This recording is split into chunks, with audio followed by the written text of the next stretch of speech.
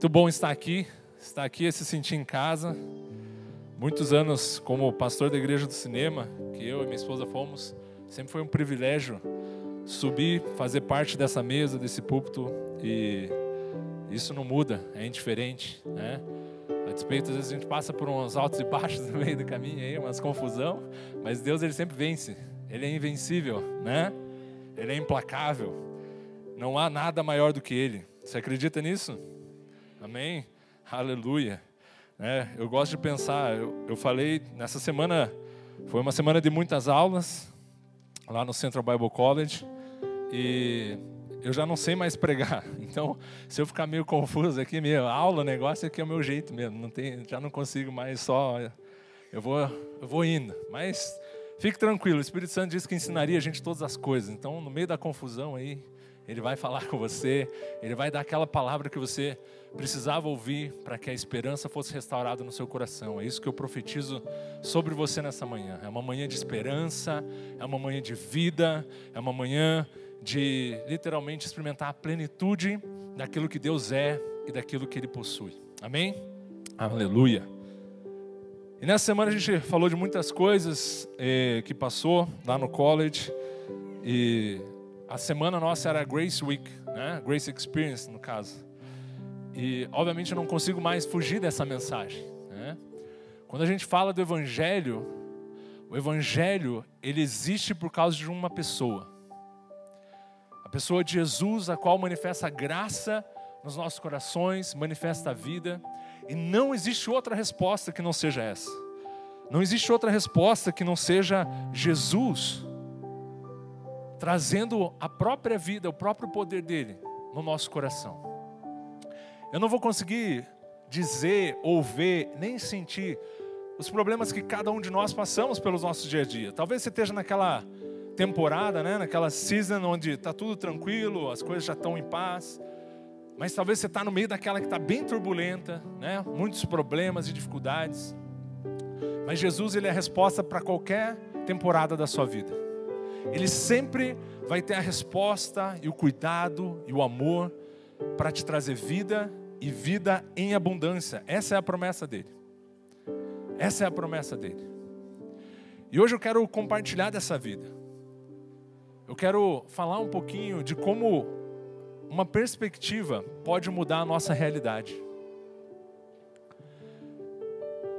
Eu não sei se você já foi num cruzamento assim, que você passou numa rua, e daí você olha aquele cruzamento, você sempre passa do mesmo caminho. E daí quando você muda a rota, às vezes faz pela outra esquina, você vê uma loja, alguma coisa que você nunca viu anteriormente, mas sempre teve ali. Porque a nossa perspectiva, quando nós às vezes olhamos algumas coisas de um ângulo um pouquinho diferente, é o suficiente para a gente encontrar uma coisa nova. E com Deus é assim. Deus, eu sei que vocês têm sido inundados com palavras de vida todos os finais de semana. Mas deixe Deus mudar às vezes um pouquinho a rota, porque nessa mudança, a pequena perspectiva que muda no seu olhar, você encontra algo novo em Deus e mais vida pode ser celebrada com você. E hoje eu quero começar com vocês lendo um texto das Escrituras. Deixa eu só abrir aqui.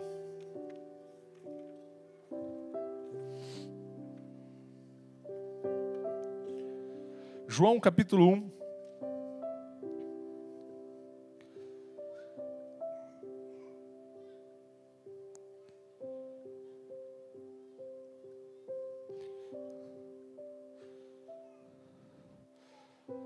Versículo 17 diz assim: porque a lei foi dada por intermédio de Moisés, mas a graça e a verdade vieram por meio de Jesus Cristo. Ninguém jamais viu o Deus unigênito que está no seio do Pai é quem o revelou. Esse versículo é no começo da carta de João, onde João está explicando a vinda de Jesus sobre a face da terra. Ele está trazendo a revelação daquilo que os judeus estavam esperando por milhares de anos. O Messias, aquele que ia ser o libertador. Porém, os judeus, a Bíblia fala que eles perderam o tempo da visitação. O que foi isso? Eles estavam esperando tanto a vinda do Cristo, do Messias, que quando ele apareceu, eles não conseguiram entender, não conseguiram ouvir. Por quê? Porque as nossas experiências muitas vezes ditam como nós entendemos que Deus é. Elas acabam nos moldando, elas acabam gerando um paradigma no qual nós nos inserimos, que nós enxergamos Deus apenas sobre a ótica da nossa experiência. E hoje eu quero te convidar a você já deixar Deus quebrar os paradigmas da sua mente. Você deixar Deus, Ele renovar mais uma vez a sua mente, para que você possa ver Ele na sua totalidade. Para que você possa enxergar a Deus não como você acredita em Deus, mas como Ele escolheu se revelar a você. E Deus nesse versículo está dizendo que Ele decidiu se revelar ao Pai, o Deus Pai Todo-Poderoso, né? Como o Henrique Cristo diria, né? Unfável Pai, né? Aquele Deus, Ele se revelou de uma maneira muito simples, de uma maneira muito delicada, através da vida de um bebê, numa manjedoura. Um bebê que cresceu como essas crianças aí que correm aqui no nosso meio, foi se desenvolvendo ao ponto de chegar à sua maturidade. E nessa maturidade, ele conseguiu revelar o que Deus de fato ansiava. A lei foi dada por meio de Moisés. Existiam mandamentos, existiam instruções. Porém, o que nós precisamos entender é que a lei de Moisés, as escrituras em si, se você pegar a sua Bíblia, eu acabei não trazendo a minha porque não cabia na mala, o computador fica mais fácil. Se você pegar as escrituras, elas falam a respeito de algo. Mas esse algo, muitas vezes, ele fica numa neblina, fica numa fumaça da nossa própria experiência. Então a lei, ela veio por meio de Moisés. A lei, ela é santa, ela é justa, ela é boa, mas ela não estava conseguindo revelar a plenitude do que Deus tinha para fazer por nós. Porém veio essa pessoa chamada Jesus, e Ele traz uma revelação do que é a graça e a verdade de Deus. E hoje eu quero que você coloque dentro da sua perspectiva essa revelação. O que Jesus ele quis nos dizer, o que Jesus quis nos revelar, como que Deus ele se apresentou para nós através da pessoa de Jesus. Como eu falei, a lei ela era perfeita, ela era agradável, ela tinha tudo certo. Só que por causa da experiência do homem, ela estava sendo aplicada de uma forma que não estava conseguindo revelar quem Deus era. Então Jesus, ele vem renovar a nossa mente e nos mostrar uma verdade que nós não estávamos entendendo. Qual é essa verdade? Qual é a verdade que esse versículo diz que Jesus ele veio revelar para nós? Se você abrir Hebreus capítulo 1, versículo 1, ele vai falar essas mesmas palavras de uma forma diferente. Ele vai falar assim: porque Deus, de muitas formas e de muitas maneiras, tentou se revelar por meio da lei e dos profetas. Porém, nesses últimos dias, Ele se revelou por meio do Seu Filho. Qual que foi a revelação máxima que Jesus ele trouxe para nós? Que Deus não era o nosso Senhor, mas que Deus era o nosso Pai. Eu não sei se você tem vivido a tua vida inteira tentando servir a Deus. Eu não estou dizendo que Deus não se agrada do que você fez para Ele até hoje. Com certeza Ele se alegra de você estar buscando Ele. Mas Deus, Ele nunca quis o teu serviço. Porque se Deus precisa do teu serviço, Ele é incompleto. Ele é necessitado de algo. Você só paga por um serviço que você não consegue realizar por si mesmo. Você só contrata alguém para fazer aquilo que você não consegue, aquilo que você não sabe. Ou se você precisa de ajuda, né? Tipo, eu sei fazer uma empreitada, construir uma casa, mas sozinho não consigo, eu contrato ajudantes. Você acha que Deus ele precisava de ajuda de alguém? Deus não precisava de ninguém. Deus ele não precisa de você. Ele quer você. Isso é uma grande diferença. Eu não preciso ter filhos. mas eu quero ter filhos. Eu não tive filhos porque eu tinha uma essência dentro de mim dizendo assim, cara, como que eu vou viver se eu ficar velho? Quem vai cuidar de mim? Vou ter filho, porque daí vai ter pelo menos alguém para cuidar de mim quando eu ficar velho. Você não tem um filho porque você precisa de um ajudante em casa, porque você precisa de alguém para fazer o trabalho que você não está com vontade mais de fazer. Deus, Ele não te criou porque Ele estava na dependência de alguém para fazer algo. O reino de Deus não depende de você para ele avançar. O reino de Deus, Ele anseia por você para que você avance junto com Ele. Essa é a perspectiva que você precisa mudar. Essa chave tem que mudar na sua vida. Porque a lei de Moisés, interpretada como os judeus interpretavam, falavam a respeito de um Deus dos céus que precisava de um povo para resolver o problema dele na terra. Mas a verdade que Jesus revelou é que existia um Deus nos céus que nunca quis ficar sozinho lá. E Ele decidiu se tornar homem para habitar no meio dos homens, para fazer parte da nossa realidade, para ser quem nós somos, sentir o que nós sentimos, viver o que nós vivemos, a ponto que nós possamos conectar o nosso verdadeiro coração com Ele. Um escravo nunca sabe a vontade do seu senhor. Um servo, ele simplesmente faz o que lhe foi mandado. Mas um filho, ele tem o coração do pai. Para os judeus, quando você perguntava quem eles falavam assim, nós somos os filhos de Abraão. E aí sabe o que Jesus fala para eles? João Batista, na verdade, fala. Dessas pedras, Deus pode suscitar filhos de Abraão. Porque essa pedra é pó, e do pó Ele fez o homem e Ele pode fazer de novo. Mas filhos dele só são aqueles que creem nele e partilham da sua vida. Jesus, Ele chegou e falou assim, não, nós não somos filhos de Abraão. Quando você for no teu quarto e você for orar, você ora dessa forma. Pai nosso que está no céu. Ele não falou Senhor nosso, Deus nosso. Jesus, Ele fala isso para nós, eu sempre digo para os alunos, eu falo isso, parece que nem choca a gente tanto quando a gente ouve a oração do Pai Nosso, porque a gente já ouviu e já orou ou rezou tantas vezes ela, que ela não traz mais impacto para nós. Mas para aqueles judeus, eles tapavam os ouvidos, porque essa declaração era uma declaração chocante. Não, nós não somos filhos de Deus, nós somos filhos de Abraão. E Jesus está falando assim, não. Eu vim aqui para que vocês se tornem filhos de Deus.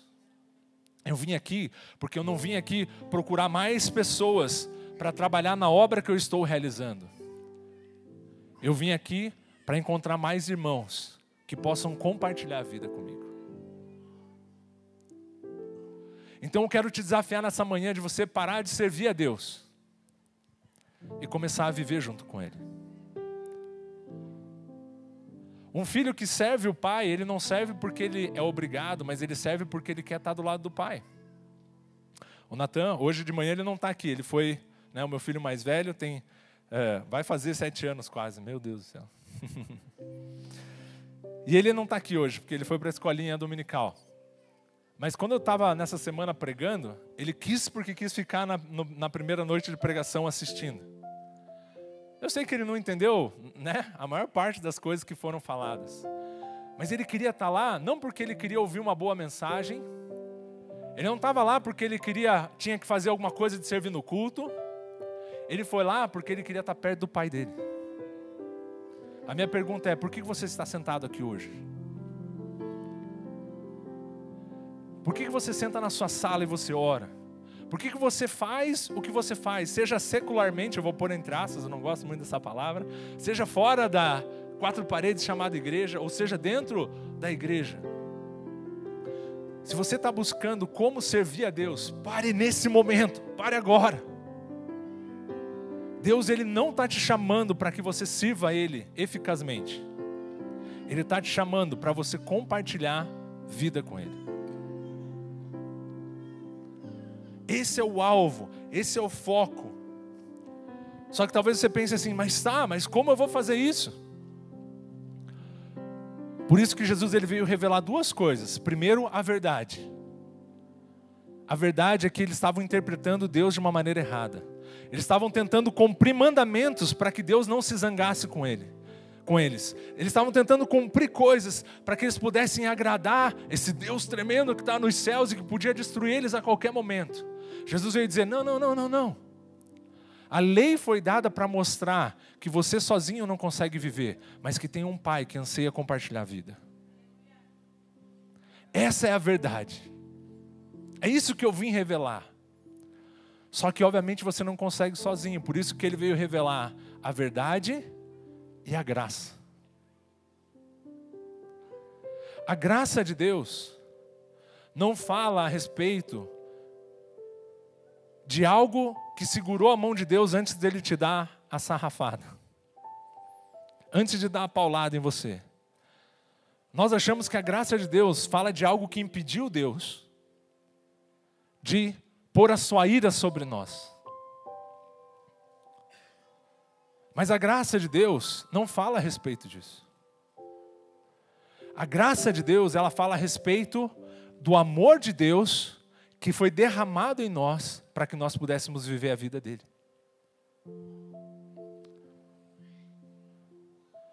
Eu vou provar isso para vocês com um versículo que você conhece faz tempo. João 3,16. Porque Deus estava bravo com o mundo e não sabia como resolver esse problema, porque eles desobedeceram. E ele estava pensando numa maneira de matar a humanidade ou tentar fazer com que eles não sofressem. Não. Foi assim? É esse o versículo? Deus, ele muda. A Bíblia diz que ele é o mesmo ontem, hoje e eternamente. Então, se a Bíblia diz que Deus amou o mundo, quando Deus amou o mundo? Sempre. Quando Deus vai deixar de amar o mundo? Nunca.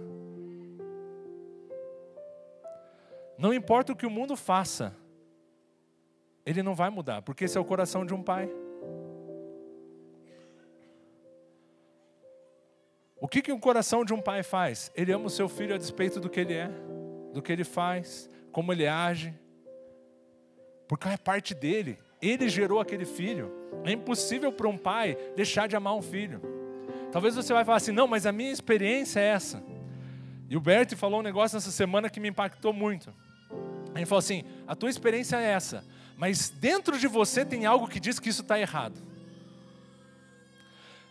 Não interessa a experiência que você passou, dentro de você, você sabe o que um bom pai deve fazer.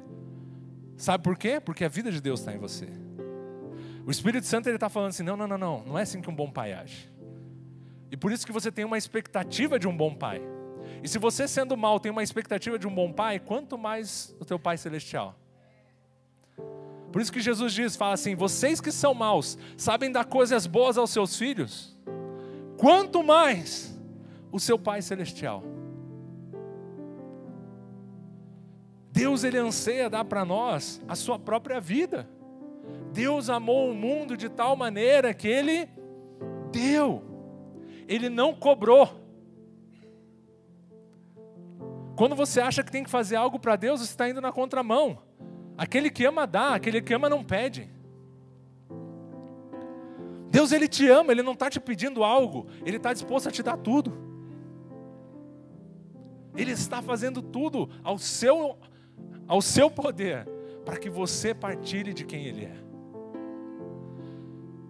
Ele diz, amou o mundo de tal maneira que deu algo para que todo aquele que nele crê não tenha mais pecados. Para que todo aquele que nele crê não tenha mais dificuldades. Não. Ele falou assim, eu não quero simplesmente tirar o pecado da humanidade. O pecado nunca foi um problema para Deus.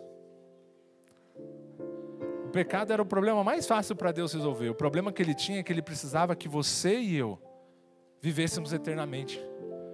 Porque isso que um pai anseia. Um pai não quer nunca mais perder a vida do seu filho.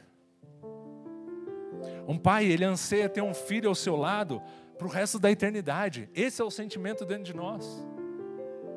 O que Deus queria do homem não era que o homem fosse bonzinho, simplesmente. O Deus queria do homem que o homem partilhasse da vida dele o resto da eternidade. E Deus sabia que isso seria o suficiente para ele adquirir o seu caráter, agir como ele age, ser bondoso, manifestar frutos de justiça. Porque o que nós fazemos não vem daquilo que nós nos esforçamos para fazer, mas daquilo que nos gera, nos nutre vida. A nossa boca fala do que o coração está cheio, as escrituras falam. Nosso coração precisa estar cheio da vida de Deus. Se ela estiver cheia da vida de Deus, nós vamos falar das coisas de Deus.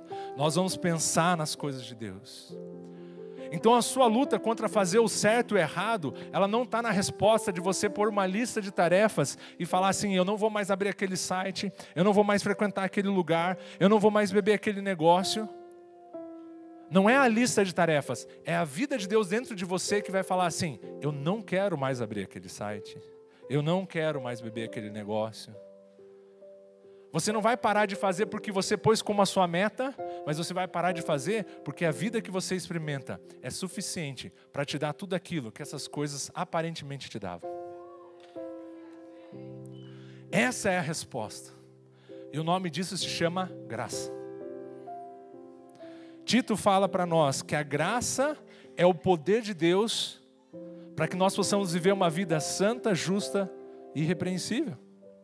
Ele nos ensina, Tito fala que a graça nos ensina a viver santa, justa e piedosamente. O que é isso? É o poder da própria vida de Deus habitando em nós para que nós possamos manifestar a vida de Deus. Por isso que a verdade precisava ser revelada. Precisa ser falado assim, não é essas leis que vão resolver o seu problema. Não é seguir esses mandamentos, não é tentar ser bom. A verdade é que você precisa entender que Deus te criou para ser parte dele. Você foi criado para ser quem Ele é. Pedro fala que nós possuímos a natureza de Deus, nós somos coparticipantes da natureza de Cristo. Esse era o anseio, esse era o lugar que Ele queria nos colocar. Essa era a verdade que os judeus não estavam entendendo. Só que só quando você entende a verdade que você acredita na graça. Por isso que essas coisas só estão acessíveis àqueles que creem. Porque não é porque Deus não derrama a graça dele já foi derramada. Mas se você não usufrui dela, como que você pode encontrar vida se você não se alimenta da vida de Deus? E por isso que Deus ele anseia que nós olhemos para a verdade da perspectiva correta. Porque quando nós entendemos, nós cremos, nós somos convencidos. Eu estou falando que eu começo a dar aula, daí eu começo a falar outras coisas, não tem problema. Mas você precisa entender que fé não é pensamento positivo. Fé não é você declarar todos os dias que Deus ele é bom. Fé, a palavra fé, ela vem de uma raiz que significa ser plenamente convencido de. Fé é a certeza. Fé, ela vem de certeza. Quando que eu tenho uma certeza? A certeza vem porque eu afirmo ela várias vezes ou porque alguém me convence? Deus ele precisava revelar a verdade, porque a verdade gera fé. Você não acredita naquele produto lá, pinta o cabelo, né? Passa o spray no cabelo aqui e vai cobrir o cabelo. Já viu aquele spray? Eu não sei mais o nome daqueles negócios. Antigamente tinha no ratinho. Eu sou velho, né, velho? Vendia aqueles negócios, né? Daí parecia o cara careca, assim, que nem eu tô ficando, Jesus, né? E daí passava aquele spray e de repente cobria o cabelo e tal. Daí você já fala, tá bom. Por quê? Porque aquilo não convencia você. Então você não tinha fé no produto, você não ia comprar aquilo. Por isso que Deus, ele precisava gerar fé no teu coração, ele precisava convencer você. Sabe o que ele fez? Ele pegou, chegou num acordo com o seu filho e falou, filho, nós vamos ter que provar para o mundo quem eu sou. Você está disposto a esse desafio? Jesus falou, tô. Mas para isso acontecer, você vai precisar crer em mim. Você crê em mim, Jesus? Jesus falou, pai, eu creio em você. Então, Jesus, eu vou te esvaziar completamente da tua natureza divina. E você vai se esvaziar. Filipenses capítulo 2, versículo 5 diz, porque ele se esvaziou de si mesmo. não tomando por usurpação ser igual a Deus, mas se humilhou até a forma de servo, até a forma de homem. E Jesus assumiu uma forma humana. Jesus, quando ele era criança, ele não tinha superpoderes. Jesus, quando ele era criança, ele não tinha uma super força, ele não atravessava paredes. Ele era assim como eu e você. E sabe por que ele fez isso? Para provar algo para nós, para mostrar para nós a verdade. E conforme ele cresceu, ele foi se alimentando da vida de Deus. Ele foi comendo e partilhando da vida de Deus. E Lucas capítulo 2, versículo 52, fala o seguinte, fala que Jesus crescia em estatura, idade, em sabedoria e crescia em graça. Crescia no poder de Deus. Ué, mas Jesus, por que Jesus precisava crescer no poder de Deus? Porque ele decidiu se esvaziar. Porque ele decidiu que não era o que ele fazia que o manteria vivo, mas sim aquilo que o Pai iria fazer por ele. Para nos mostrar uma verdade, que o Pai se importa conosco, mesmo se nós não somos superfilhos. Mesmo se nós não temos todos os poderes do mundo, Ele continua nos amando. Mesmo que nós somos falíveis, a despeito que Jesus, obviamente, nós sabemos que Ele não teve falhas. Mas o que aconteceu com Jesus? Eu vou ter que explicar isso aqui. Aleluia. Jesus, ele cresceu ao ponto que ele chegou a completar os seus 30 anos de idade. E aí Jesus, ele decidiu ir para um lugar para provar a verdade. Ele decidiu ir para um lugar onde ele ia mostrar para a humanidade o que Deus pensava a respeito do homem. E ele chegou num lugar onde João Batista estava batizando. Esse lugar que João Batista estava batizando é um lugar muito específico, se você ler as Escrituras. Aquele lugar é o mesmo lugar onde Josué cruzou do deserto para a terra prometida, o Jordão. Não sei se vocês lembram a história, mas Josué estava vindo com a arca, pararam, e diz as Escrituras em Josué, capítulo 2, que era cheia do Jordão, então o rio estava extravasando. E aí eles não tinham como atravessar aquele lugar. E aí a arca foi à frente. Quando eles tocaram, essa água foi represada lá em cima no rio. E a terra secou para que eles atravessassem. Lembram dessa passagem? Está em Josué, se você não lembra, você pode ler lá no comecinho. E o que acontece? Eles cruzaram aquele lugar. Você sabe aonde que essa água foi represada? A cidade que toda essa água do Rio Jordão tinha sido represada, o nome da cidade era a cidade de Adão. Por causa que aquilo era uma expressão de que o pecado de Adão tinha rompido com o fluxo de água de vida do mundo. E Jesus, ele vai nesse mesmo lugar, se coloca nesse lugar, e ele recebe sobre ele um batismo de João nesse lugar, que se chama o batismo de arrependimento, ou o batismo dos pecadores. A minha pergunta é, qual pecado Jesus tinha para se arrepender diante de João Batista? Tanto que João Batista falou assim, não, eu não vou te batizar, você está doido? Você não é pecador, cara, se eu te batizar aqui eu estou provando tudo que eu estou pregando está errado, aí dá ruim. Mas Jesus, ele falou o seguinte, ele falou assim, não, é necessário que eu me batize para que se cumpra a justiça. Sabe qual era a justiça? Quando Jesus se batizou naquelas águas, ele não estava se batizando para tirar os pecados dele, mas naquele momento ele recebeu todos os nossos pecados sobre ele. E quando ele saiu daquela água, carregado com todos os pecados do mundo inteiro, a verdade veio à tona. Uma voz do céu apareceu sobre aquele homem que carregava todos os pecados possíveis. E aquela voz do céu disse assim para ele, tu és o meu filho amado, em quem eu tenho prazer. Porque não interessa o que você carrega, não interessa se é o pecado da humanidade inteira, eu te gerei, eu sei o que eu quero de você, você é o meu filho. E aí Jesus, ele caminha com Deus. Eu vou ter que pular a parte do deserto, se você fica para outro dia, você me chama de novo, eu continuo. O seu ministério. E no final do seu ministério, Jesus, com o pecado inteiro do mundo, ele sabia de uma coisa: o salário do pecado é... E quando chegou o momento de Jesus, ele suou sangue e falou assim: Pai, esse pecado é muito para mim, eu vou morrer, eu estou com medo. Mas ele falou: mas eu confio em você, Pai. Eu sei que ainda que eu morra, o Senhor é poderoso para me ressuscitar dos mortos.